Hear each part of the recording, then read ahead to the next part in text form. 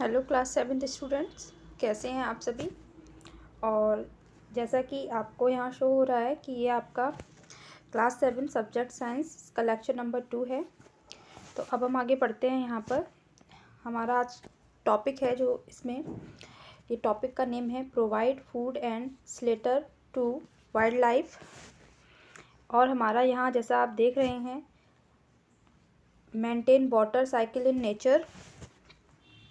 अगला टॉपिक है हमारा यहाँ पर मेंटेनिंग टेम्परेचर।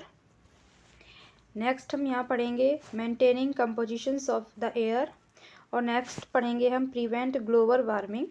आइए चलते हैं हम अपनी बुक्स के पैराग्राफ्स में लाइन टू लाइन उसकी स्टडी करते हैं और समझते हैं यहाँ पर फॉरेस्ट जो है वो क्या क्या चीज़ें और हमें प्रोवाइड कराते हैं। ठीक है, तो provide food and shelter to wild life. जो फॉरेस्ट है, जंगल होते हैं, वो क्या है, वो फूड तो प्रोवाइड कराते हैं, मेडिसिनल कई सारे मेडिसिनल प्लांट और मेडिसिन्स भी प्रोवाइड कराते हैं। इसके साथ स्लेटर यानी कि आवास, ठीक है, या इसे हम कह सकते हैं आश्रय।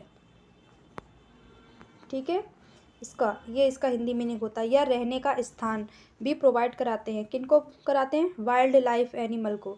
वाइल्ड मीन्स होता है जंगली जीवन, जो मतलब लाइफ जीवन हो जाता है आपका। तो जंगल में कौन रहते हैं? एनिमल्स ही रहते हैं फॉरेस्ट में। तो उन फॉरेस्ट को जो लाइफ है उनको हम वाइल्ड लाइफ बोलेंगे। तो यहाँ पर बेसिकली हम देखते हैं forest are a natural habitat for wild life since the animals are free in forest there are chance of inbreeding and this interbreeding result in evolution a new life। क्या होता है, जैसे फॉरेस्ट में मतलब animals भी अपनी जो है नंबर ऑफ मेंबर्स को इंक्रीज़ करने के लिए एवोल्यूशंस वगैरह होता है, तो उनसे न्यू लाइफ का ओरिजिन्स वगैरह हो जाता है। ठीक है, also they help in preserving the wild life which is on the verge of extensions. Tribals are the pupils that live in the forest, ठीक है, and depend on forest for their daily needs।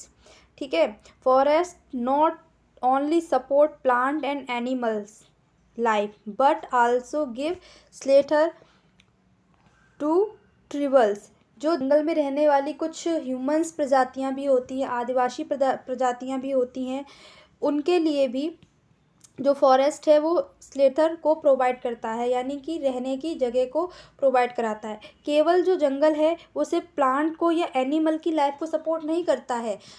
कुछ ऐसी ट्रिबल्स और हैं, ऐसी जनजातियां और हैं जिनके आशय के लिए भी जंगल स्लेटर यानी कि रहने की जगह को प्रोवाइड कराता है। आइए देखते हैं यहाँ हम अगला टॉपिक अपना maintaining water cycle in nature.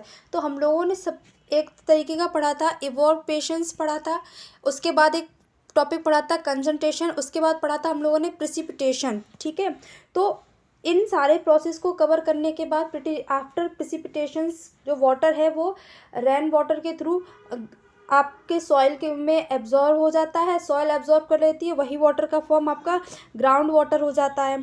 तो ये वाटर साइकिल को मेंटेन करने वाला टॉपिक हम लोग प्रीवियस लेक्चर में पढ़ चुके थे, हमारा एक चैप्टर था उसमें पढ़ चुके थे, आप लोग ध्यान कीजिए। तो यहाँ फिर भी हम देख लेते हैं। Since a forest is full of plant life there is a huge amount. यहाँ हुजे का मीनिंग होता है बच्चों विशाल या बड़ा। ठीक है, बिग, ठीक है, बहुत बड़ा। ठीक है, amount of transpiration there and evaporated water forms clouds and brings rain to the nearby areas। The water from these areas reach the ground and is again absorbed by the roots of the plant, therefore there is not much fall in the level of groundwater in the forest and the surrounding areas। Thus forest increase rainfall and help in maintaining the level of water on the earth. तो student ध्यान दीजिए, एक चीज़ यहाँ पर मैं क्या आपको बताना चाहती हूँ, वो जो टॉपिक हम प्रीवियस पढ़ चुके थे। देखिए, जंगल का एरिया ज़्यादा है, ठीक है, सनलाइट के थ्रू क्या होगा, ग्रीन लीफ से ट्रांसपिरेशन वाला प्रोसेस होगा। मतलब जो प्लांट का अंदर वाटर है वो उसके ट्रांसपिरेशन के थ्रू एटमॉस्फेयर में उसका इवॉर्पेटेड होगा, वो इवॉर्पेशंस होगा उसका। और क्लाउड्स का फॉर्म किस में लेगा, किस फंक्शन को कंप्लीट करने के बाद, कंडेंशंस के फंक्शन को कंप्लीट करने के बाद वो क्लाउड्स बादलों का फॉर्म ले लेगा। इसके बाद प्रेसिपिटेशंस होगा जिसके कारण बारिश होगी, और वही वाटर फिर क्या हो जाएगा, ग्राउंड में आ जाएगा, नीचे ज़मीन पर आएगा। ज़मीन पे आने से प्लांट की रूट्स उस वाटर अब्जॉर्ब कर लेंगी, और उसे अब्जॉर्ब करने के बाद ग्राउंड वाटर में वो कन्वर्ट हो जाएगा। ठीक है, तो इस तरीके से हमारी अर्थ पर ये मेंटेन रहती है वाटर साइकिल। ठीक है, आइए हम अपने अगले टॉपिक पर देखते हैं। अगला टॉपिक हमारा है मेंटेनिंग टेम्परेचर। आपको पता है टेम्परेचर 2 टाइप्स का है यहाँ पर। टेम्परेचर आपका हॉट भी होता है और टेम्परेचर वहीं आपका कूल भी होता है। ठीक है, 2 ही स्केल्स पर हम टेम्परेचर को नापते हैं भाई, हॉट होगा या कूल होगा। इस समय जैसे आप सर्दी में देख रहे हो आपका टेम्परेचर कूल है, दैट मीन्स लो जा रहा है। वहीं हमारा मई जून के पास हमारा इंक्रीजिंग हो जाता है, यानी टेम्परेचर हॉट हो जाता है और क्या इंक्रीज डायरेक्शन में जाता है, स्केल उसकी बढ़ जाती है।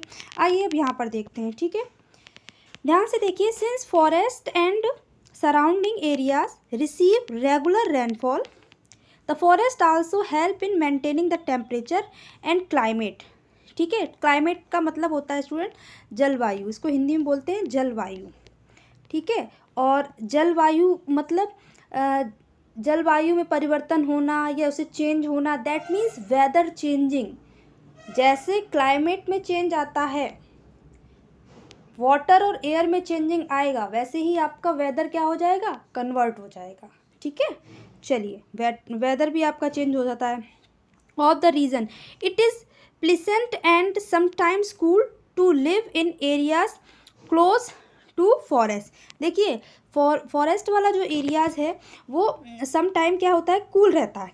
क्यों रहता है, देखिए सबसे पहले तो वहाँ का जो इन्वायरमेंट है वो फ्रेश रहेगा, बिकॉज ग्रीन प्लांट वहाँ ग्रोइंग करते हैं। ठीक है, ऑक्सीजन का लेवल वहाँ ज़्यादा होता है। ठीक है, और क्या है कि ट्रांसपिरेशन का प्रोसेस, रेनिंग फॉल, ये सारी चीज़ें वहाँ अच्छी रहती हैं, तो वहाँ का जो टेम्परेचर है वो मेंटेन रहता है। ठीक है, मेंटेन का मतलब संतुलित, बैलेंस रहता है उसमें। आइए हम अगला टॉपिक यहाँ अपना देखते हैं। यहाँ अगला टॉपिक हमारा है maintaining compositions of the air. देखिए, since plants absorb carbon dioxide and produce oxygen during photosynthesis.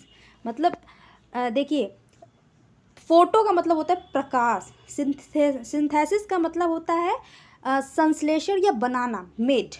तो सनलाइट के थ्रू या लाइट के थ्रू जो प्रकाश संश्लेषण की क्रिया होती है, उसमें जब प्लांट अपना फूड मेक करते हैं उस टाइम जो है एब्जॉर्ब करते हैं वो CO2 को और रिलीज़ करते हैं O2 को। ठीक है, फोटोसिंथेसिस। तो यहाँ पर वो O2 को क्या करते हैं, रिलीज़ करती है। अच्छा, अब ये O2 आती कहाँ है प्लांट से, तो ये वाटर के ब्रेक होने पर आती है। वाटर का जो मॉलिक्यूल्स है इनका ब्रेक होने पर आती है, कितनी, हाफ। ठीक है, हाफ मॉलिक्यूल O2 का यहाँ से आता है। आइए आगे पढ़ते हैं। यहाँ पर during photosynthesis the compositions of the air is the maintaining in the forest and the surrounding areas. The forest maintain the natural balance of carbon dioxide and oxygen in the atmosphere. In this way, forests purify the air and serve as the green lungs of nature. देखिए मैं आपको बता दूं, आपने Amazon सुना है ना, Amazon जो है, अमेज़न के जो जंगल हैं उनको पता है, उनको अर्थ का लंग्स कहा जाता है, लंग्स ऑफ अर्थ। ठीक है, लंग्स में फेफड़े होते हैं, तो अमेज़न के जंगल्स को लंग्स ऑफ हर्ट कहा जाता है। क्यों, क्योंकि वहाँ से 20% ऑक्सीजन आपके एटमॉस्फेयर में 20% ऑक्सीजन को अमेज़न के जंगल के थ्रू प्रोड्यूस होती है। ठीक है, और जितने भी फॉरेस्ट हैं आपके, वो सारा यही maintaining composition of the air का वर्क करते हैं। ठीक है, आपकी कार्बन डाइऑक्साइड और ऑक्सीजन के बैलेंस को आपके एटमॉस्फेयर में बनाए रखते हैं। ओके स्टूडेंट्स, चलिए आगे अब यहाँ हम देखते हैं। थोड़ा वीडियो को हम छोटा कर लेते हैं, दिखाई तो दे रहा है, चलिए ध्यान से देखिए। Prevent global warming. Global warming का मतलब होता है हमारी जो अर्थ है उसका टेम्परेचर इंक्रीज़ हो जाना। ठीक है, अब देखिए क्या लिखा हुआ है, since the level of carbon dioxide in the air is maintained by forest, there are less chance of warming up of the atmosphere, so the forest also keep a check on emerging problem of the global warming। देखिए forest यानी कि आपके जो जंगल हैं उनमें क्या plants हैं, plants क्या किस चीज़ को रिड्यूस करते हैं बेटा, ये ग्लोबल वार्मिंग को रिड्यूस करते हैं, कम करते हैं। अच्छा, अब ये ग्लोबल वार्मिंग क्या होती है मैम, ये कैसे बढ़ती है, तो पता है ये ग्लोबल वार्मिंग क्या है। ग्लोबल वार्मिंग वो हॉटेड गैसेस हैं, टॉक्सिक गैसेस हैं जो आपके रेफ्रिजरेटर से रिलीज़ होती हैं, ठीक है, एसी से रिलीज़ होती हैं, ये आप जो बल्ब वगैरह इन सब से को जलाते हो ना, इनसे रिलीज़ होने वाली, फैक्ट्री वगैरह में बहुत बड़ी बड़ी मशीनें चलती हैं, जितना आप ये सारी चीज़ों का यूज़ करते हो आपकी अर्थ में ग्लोबल वार्मिंग उतनी बढ़ती है। और ग्लोबल वार्मिंग बढ़ने से क्या होगा, फिर CO2 का इंक्रीज, और CO2 इंक्रीज होगी तभी ग्लोबल वार्मिंग बढ़ेगी। तो भाई इस ग्लोबल वार्मिंग को भी प्रिवेंट यानी कि रिड्यूस करने का, रेगुलेट करने का वर्क भी हमारे क्या करते हैं, हमारे फॉरेस्ट ही करते हैं, ठीक है। कभी ये चीज़ मत सोचिए कि क्या ये जंगल सा बना रखा है, भाई फॉरेस्ट बहुत ज़्यादा इम्पोर्टेंस रखते हैं हमारी लाइफ में। भाई फॉरेस्ट क्या है, लैंड ऑफ मैनी ट्रीज़ ना, तो ये सारी चीज़ें, प्लांट्स को कभी भी मतलब डिस्ट्रॉय नहीं करना चाहिए, कभी भी उनको ये नहीं चल रहे हैं आप पत्ते तोड़ दिए, पेड़ तोड़ दिया। अगर आप एक लगा नहीं सकते हो तो आप एक काटिए भी मत, क्योंकि उसकी क्या इंपॉर्टेंस है वो आप लोग अपनी बुक्स में पढ़ते हो, ठीक है, और ये रियलिटी फैक्ट है बेटा। चलिए आगे देखते हैं। यहाँ पे प्रिवेंट सॉइल एरोजन, ठीक है। देखिए क्या होता है, मान लीजिए ये एक एरिया है, ठीक है, इस एरिया में क्या है, ये एरिया एक लैंड है, सपोज़ यहाँ बहुत बारिश होती है, बहुत बारिश होने के कारण इस लैंड की पूरी मिट्टी जो है वो क्या है, एरोज हो गई है, यहाँ से हटती जा रही, ख़राब हो गई है, अब हट के बह के ख़राब हो गई है। अब और जो मिट्टी जो यहाँ का लैंड है वो क्या हो गया है, बेकार, क्योंकि एरोजन हो गया, सॉइल पूरी तरीके से क्या, फर्टिलाइटी सॉइल की ख़त्म हो गई है। लेकिन यही अगर इसी सॉइल पर हम लोग क्या करते हैं, प्लांट्स को लगा देते हैं, तो प्लांट्स की जो रूट होती हैं वो सॉइल के पार्टिकल्स को कस के मजबूती से पकड़े रहती हैं, और मजबूती से ही पकड़े रहती हैं। अगर मजबूती से ना पकड़े रहती हो तो इतना बिग जो ट्री है होता है आपका बनाना ट्री, वो क्या बैलेंस बनाकर खड़ा हो सकता है लैंड पर, नहीं। तो वो जो सॉइल के पार्टिकल्स मजबूती से प्लांट्स पकड़े रहते हैं, तो उससे क्या होता है, हमारा जो सॉइल एरोजन है वो होने से कम, मतलब वो नहीं होता है, ठीक है।